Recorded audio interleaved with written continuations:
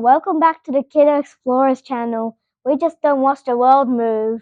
We unpack the systems and people who make it happen. Today we have a truly special guest. She works hard for families, young children, and our local community. He's a federal MP here for Melbourne and a member of the Parliament's Melbourne Infrastructure and the Transport Committee. Please welcome Joe Brisky for joining us. Hello, good to be here. Thank you so much for joining me, Joe. You are very welcome. I'm very excited to be a part of your podcast and your show. I'm very excited for the conversation that we're going to have.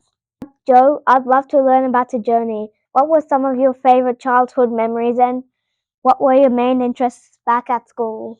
That's a great question. So I grew up in Brisbane, up in Queensland. And so some of my favourite memories are going to the beach, in particular the Gold Coast. We would often go to the Gold Coast on school holidays. And I love, I still actually do enjoy this, I love getting out on my bodyboard or boogie board. Now I get to do it at Urban Surf up in Tullamarine. But yeah, I grew up going to the beach a lot. We also did a lot of camping as a family. So I'm the eldest of 4 children. I've got 3 younger siblings, 2 sisters and a brother, and we would often go camping at the beach as well. So very much grew up with the beach. I love the beach. Maybe the beach will make you a bit soaked. It does. Especially summer. Yes, no, but it's a great place to time either on the sand or out in the ocean. I did a lot of swimming, a lot of, as I said, bodyboarding.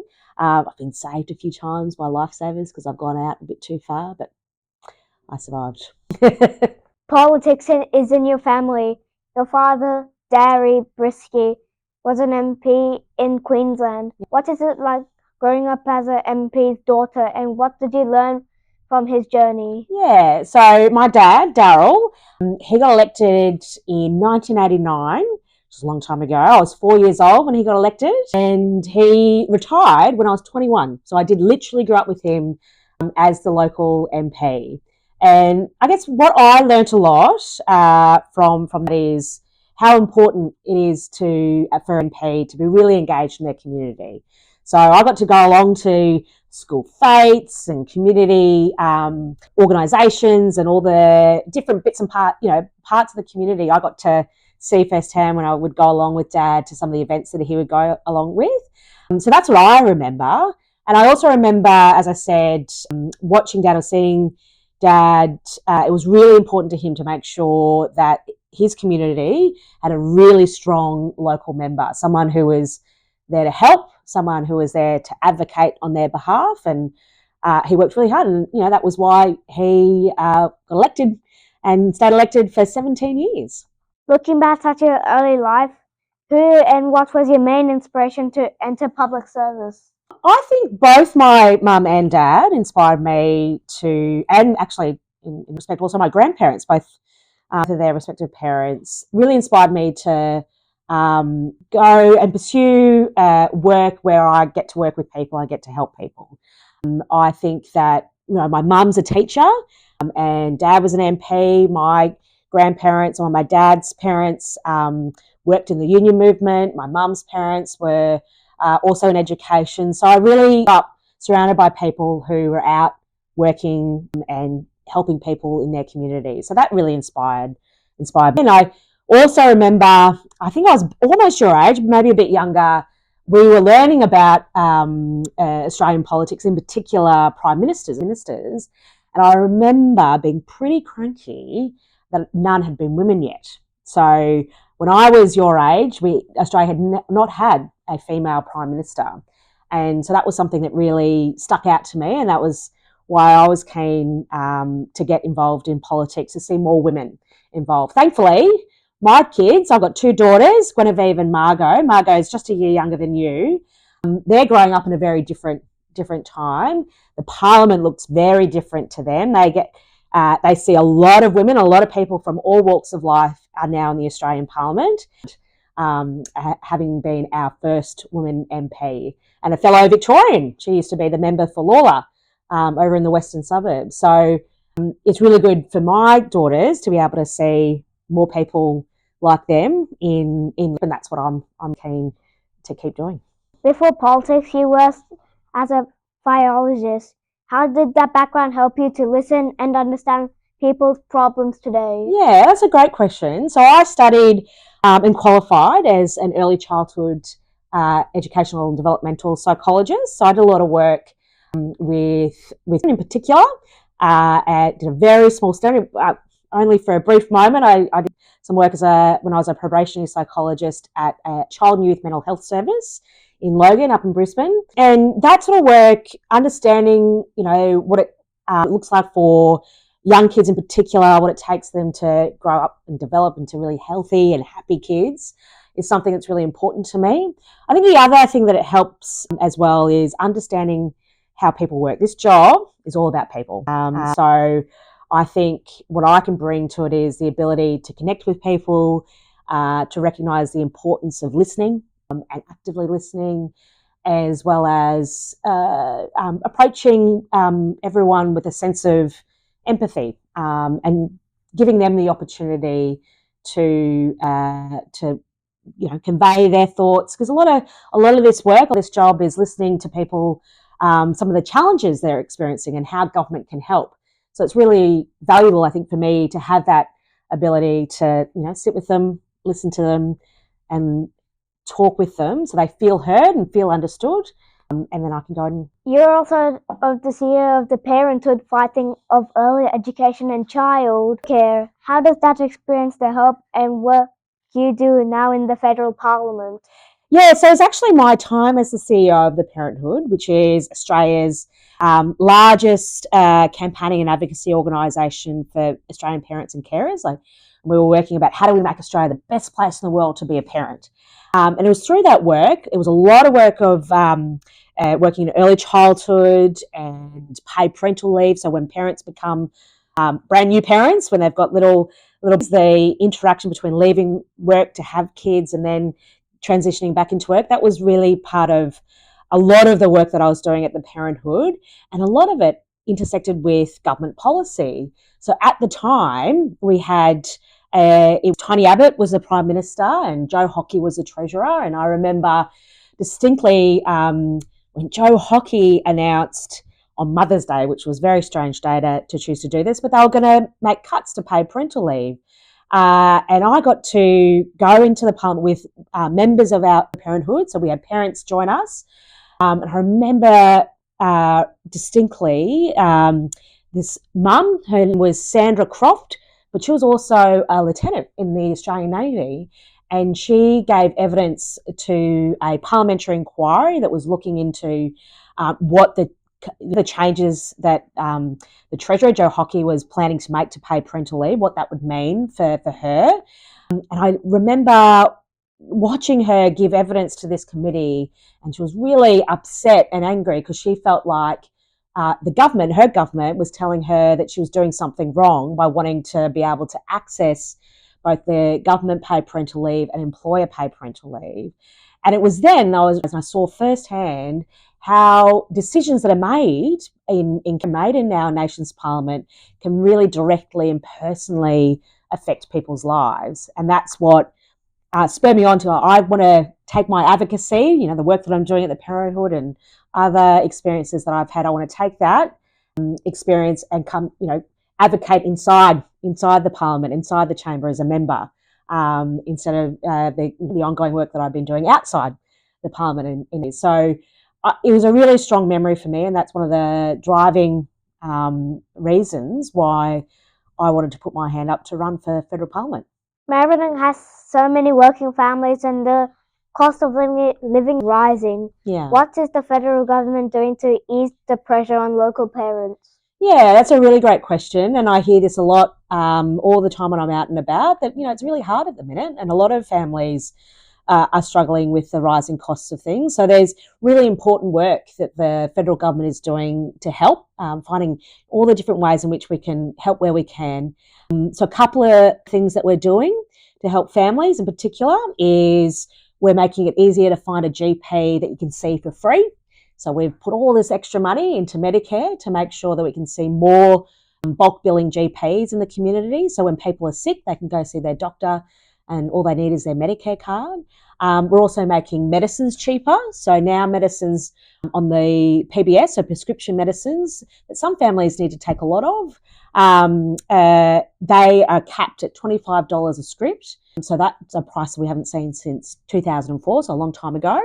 And we're also making access to early education and care more affordable for families. We've taken away what was called the activity test, where families only got to access the subsidy if they demonstrated they were working. We felt as a government we wanted to see early childhood become available to every child, no matter what their parent was doing, and that also helps all families be able to afford access to learning and care for their kids. We're also delivering tax cuts for every worker. So there'll be another tax cut from July this year and another one next year. And these are the sorts of things that we're trying to do to help people be able to where they can, because it's hard at the moment. It really is hard. So we're thinking about what are all the different ways that the federal government, the role that we play, and some of the things we can directly do, like funding Medicare and seeing GPs. You only need a Medicare card to see a GP, or one of the other things that we're doing across the economy to help families. The other thing we did just recently is that we supported and we called and supported for the Fair Work to increase the minimum wage for a lot of people. So we're now seeing the minimum wage for these are workers who are in shift work and hospitality in particular, or the minimum wage. They are now seeing their wages increase a fair bit, and that's something that we're proud to support. So that's all the different ways in which we're trying to help. But there's more work we've got to do, and I know that. I was out door knocking in Avondale Heights earlier today, and people are still struggling, and we just got to keep doing what we can to help people through what is pretty tough time both here and overseas. So yeah.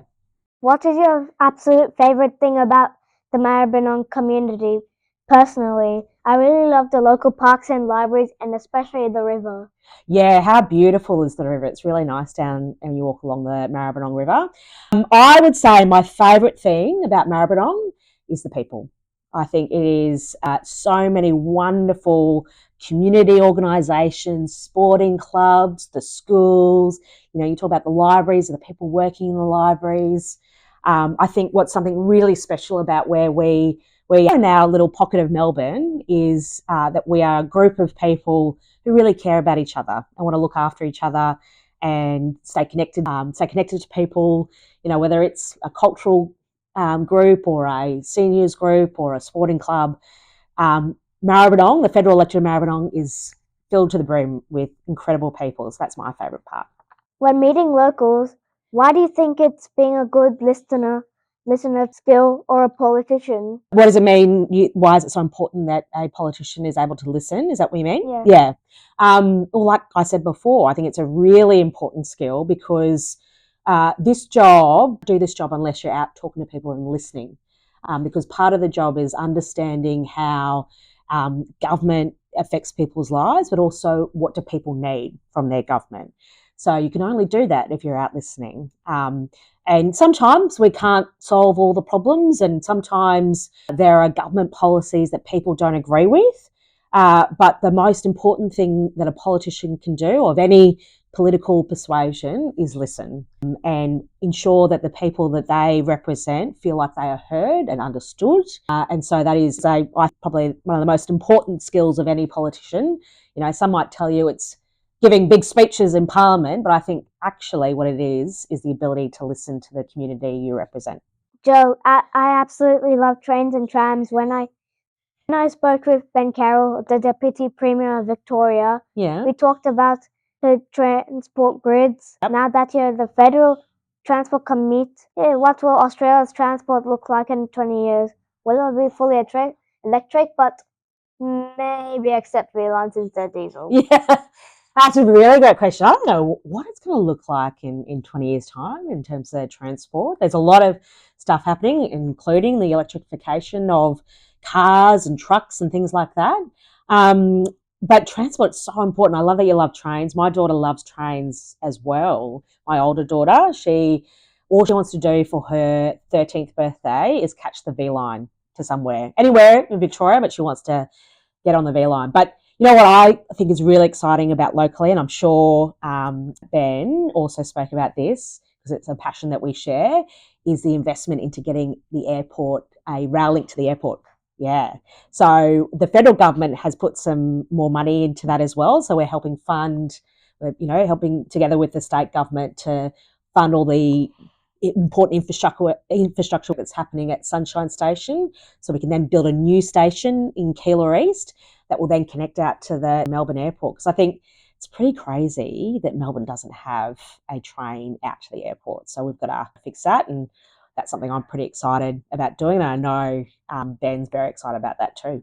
Like, I'm aware of the extension back from Upfield to Craigieburn and to Wallen. Yeah, see these are important things. We're a growing city. We need to make sure that everyone, no matter where they live, have access to good public transport. It's so important.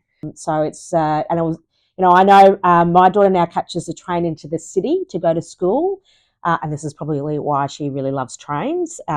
What's been great for her, and I know many families, is that the state government made public transport free for kids under 18 years of age. So she loves it. She tries to get on a train anywhere she gets.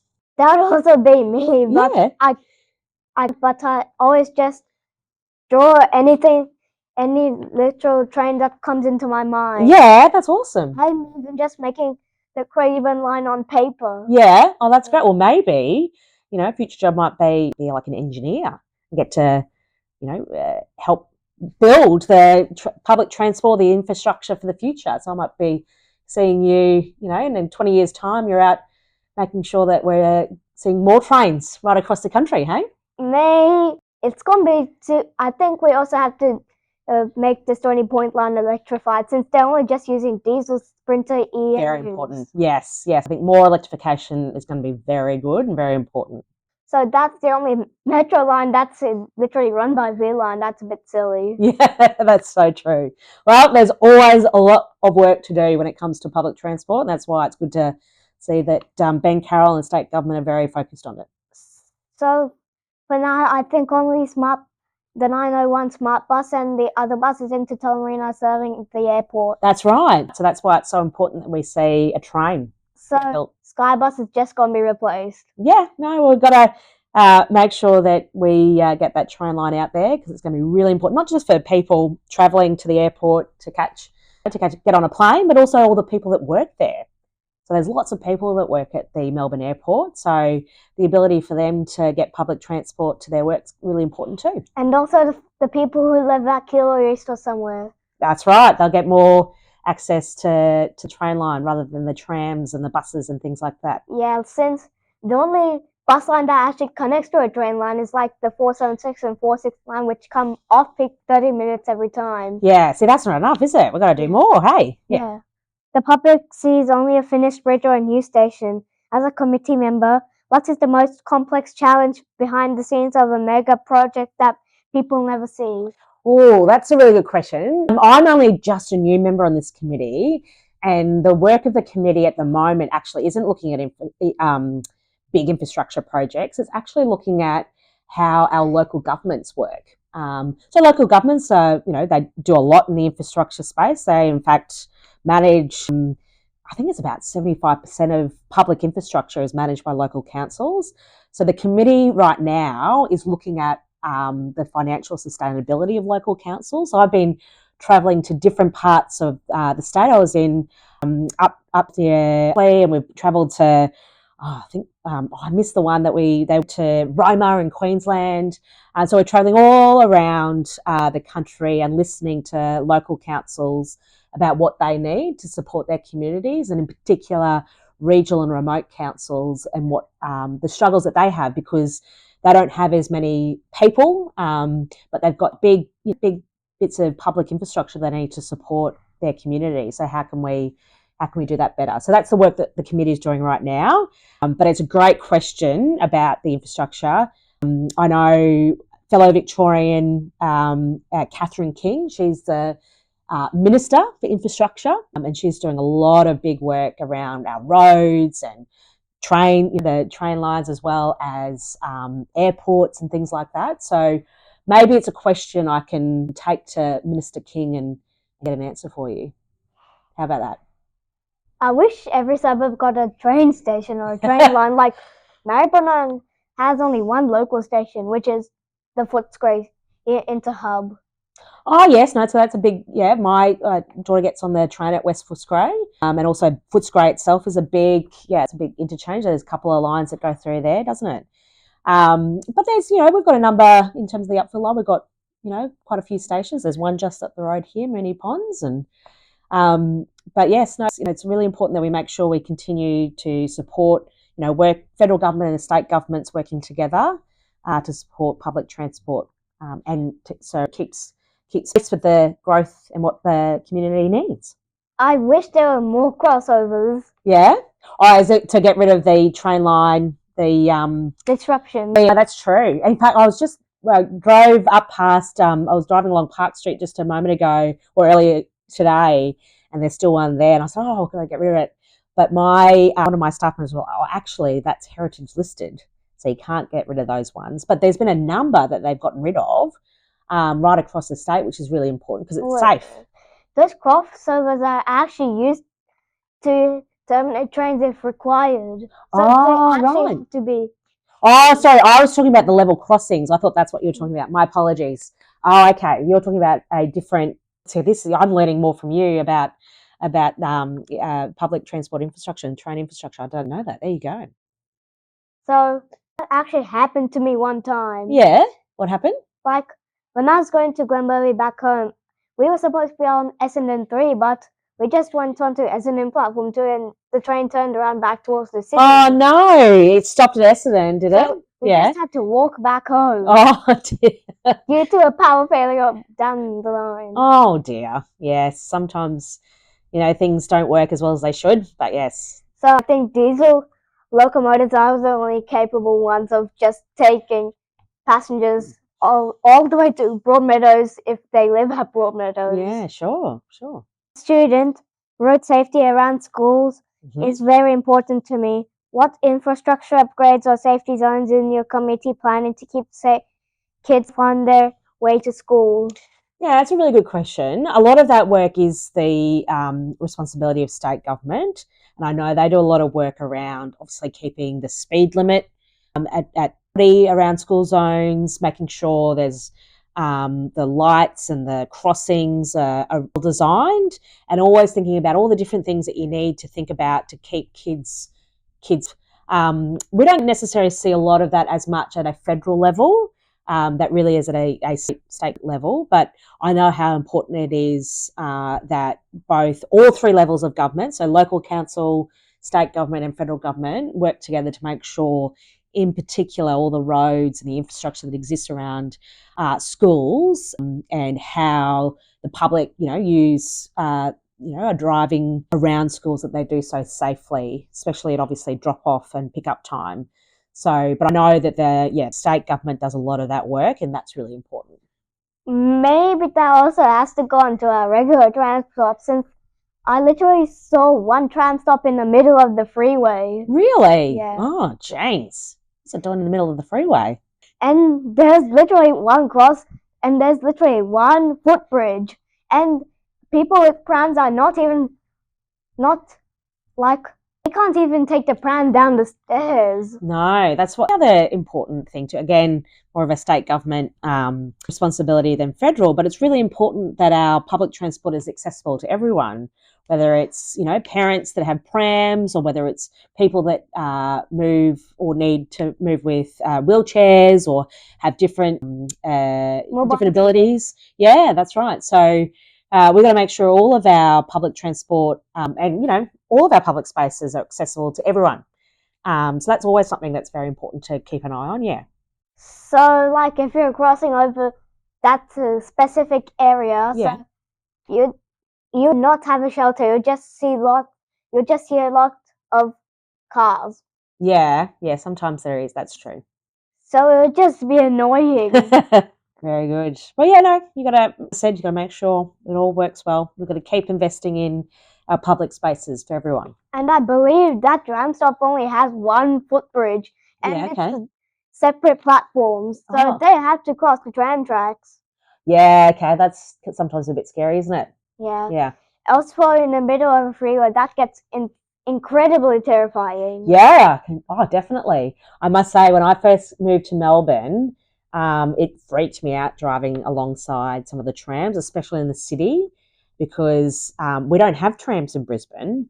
And when you're driving in the city and you have to do a left or right hook turn or whatever that used to freak. I can do it now. I'm really good now, but no, when I first arrived in Melbourne, that was pretty scary to drive alongside trams. That little tilt of the left and the sharp incline onto the right. Yeah, yeah. Like it's just and making sure that when trains are stopping in the middle of the road at the stop, that when you're driving alongside, you got to make sure you stop. That's something we didn't have to do in Brisbane, so I had to learn how to do that properly here. Like these old B2 and Z3s and A-class trams have a little stop warning sign on them. They do. That makes them indicate to stop, but these newer trams just have flashing lights, except the E's, which have a passenger's lighting board. Oh, right. You know a lot about trams and trains. Well, I'm learning more things today. There you go. So thank you. So I think this also has to apply on every tram. Yeah, okay. Like on the front of an old tram, I saw an ad. Like it said, if a tram stops, you stop. Very good. Yes, that's right. You've got to make sure you do that. Keep people safe, hey? Leadership means taking tough choices, and not everyone will agree. How do you handle criticism and while staying focused on the bigger picture? Yeah, that's a really good question. And it's something that happens a lot in politics because a lot of people don't agree with you. And I always take the approach of, again, what we've been talking about a lot in this conversation, listening.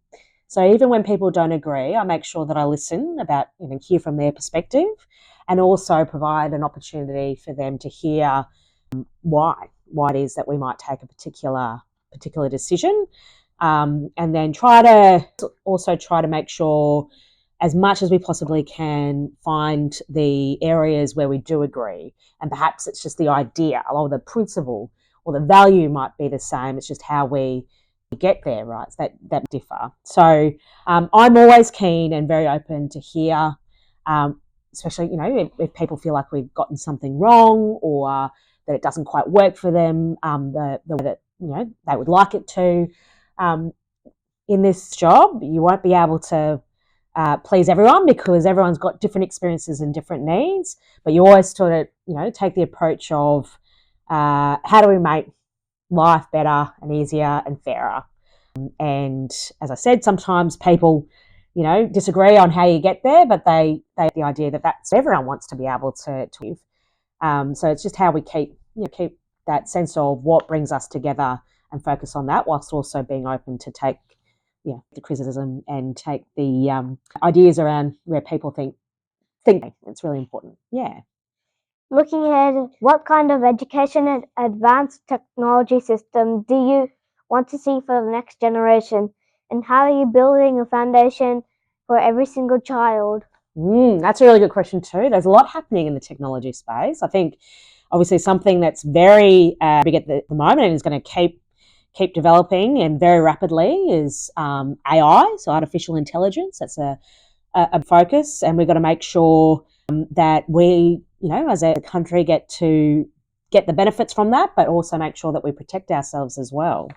And I think in terms of, but for kids, it's how do we make sure we are helping, children like yourself and the kids that will come after you, that they have the skills that they need to navigate all of the different technologies that might come forward. And so what are the things that we can do to make sure that kids have the best possible education? That's why, we've made some changes around access to social media. So we've brought in, and we're the first country in the world to introduce the age restrictions for social media. So you can't get access to or have your own account on the social media platforms until you're over 16, which is really important, I think, to help kids build up the resilience and the skill set that they need before they navigate social media. But on a few apps that I play, Yeah. we can still access them. But if we want to unlock games like over 16, Yeah. you have to ask a parent to unlock Definitely. it. But I already done a face verification. It says 9 to 12, so I can play from till 12 games. Oh, okay. Well, that's good. That's important, yeah, because we know we're not going to always going to be online. You're a generation that has always will be the digital. And I didn't get there wasn't social media until I was I think it was like 14 or 15 before social media really came. Like in terms of it was called MSN Messenger. Anyway, whereas my just like you are going to grow up with it. So.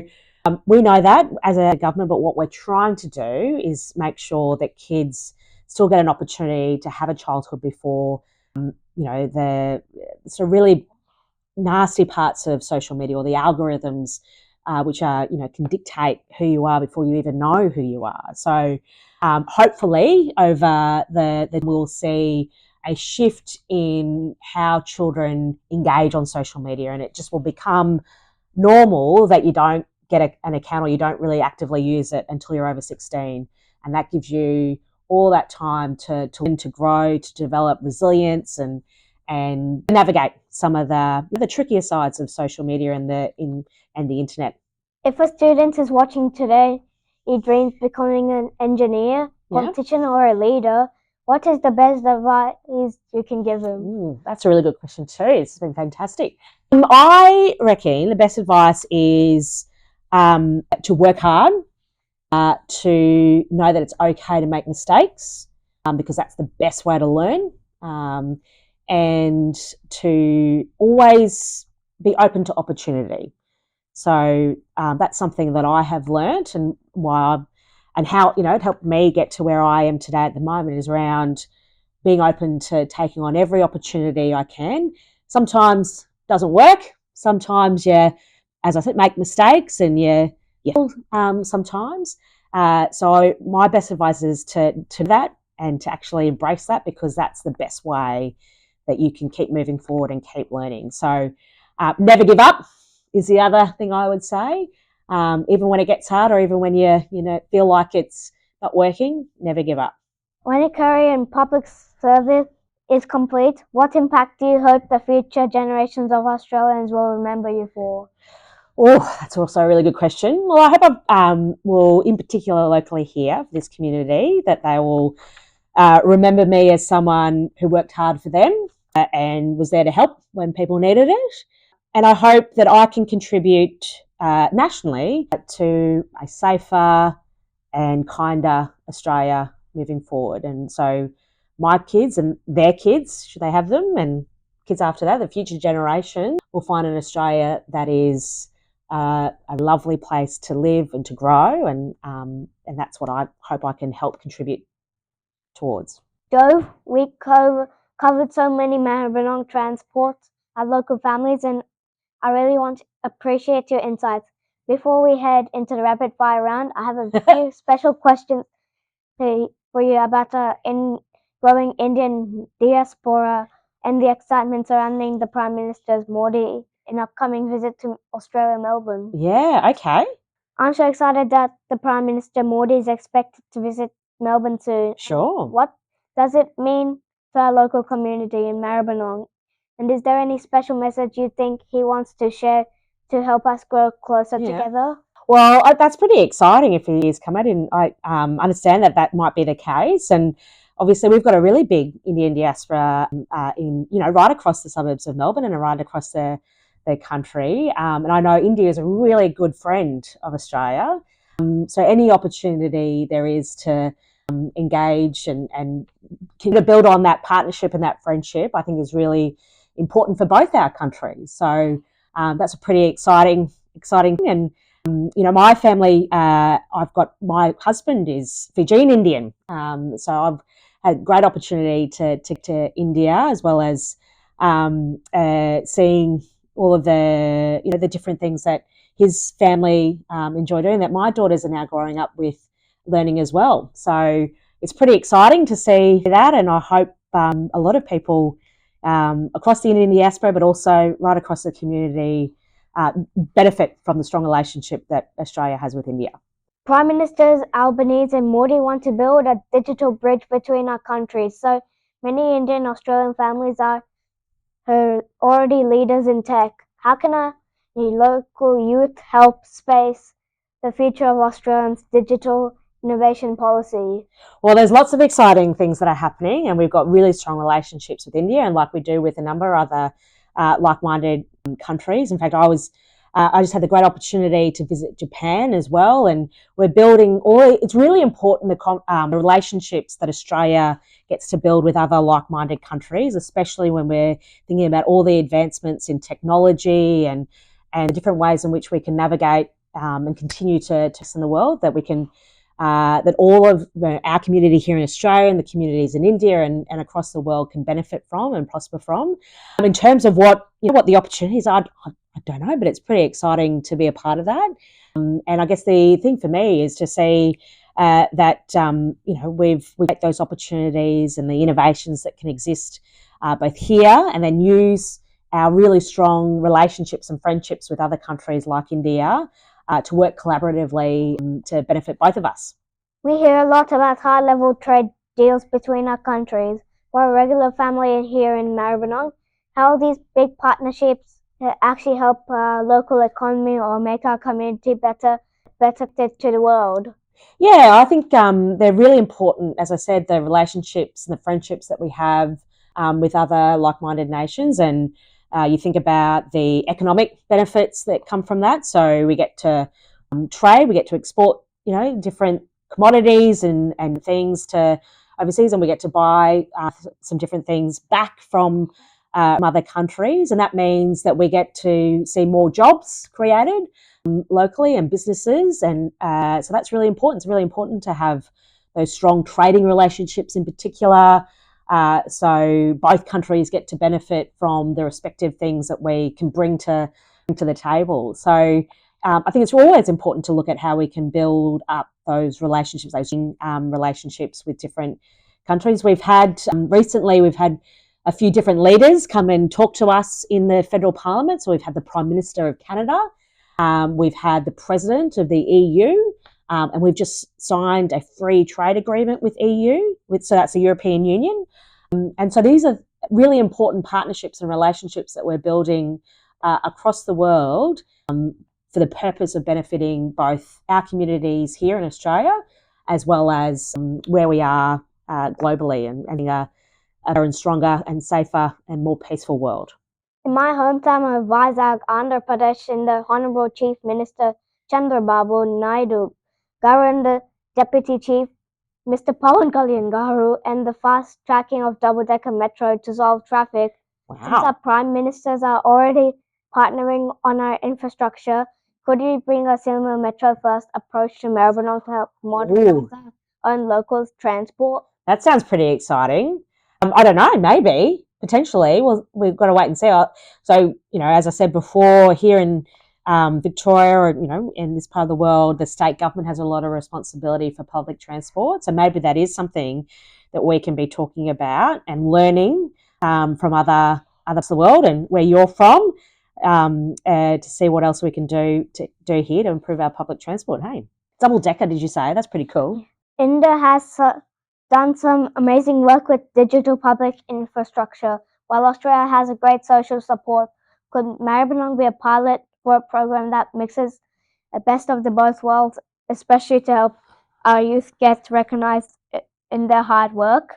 Possibly. I'm always keen to see where we can create opportunities, in particular for young people, and where we can learn from other parts of the world to do that. So, anything that we can do to help young people, and maybe that's something you as a young leader might be able to on and bring forward. That sounds pretty exciting.